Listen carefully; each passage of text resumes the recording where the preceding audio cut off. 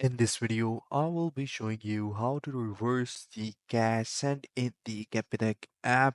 So for that, the process is very simple and easy. What you have to do is to follow the video till the end to get to know about how you guys can reverse your transaction that you have made by mistake.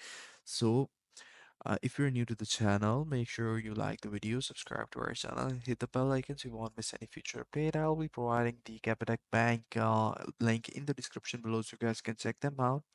So this is the points that I made in order to sum up the issue. To reverse the cash and to the Capitec app, open up the Capitec app and then go to the Transact tab. Then select Cash Send, then tap on Reversal, then enter the recipient ID and the reference number, and then confirm the reversal. Reversal are only possible within 24 hours of sending, so after 24 hours, the reversal cannot be processed. So this is pretty much it. I hope you find this video helpful.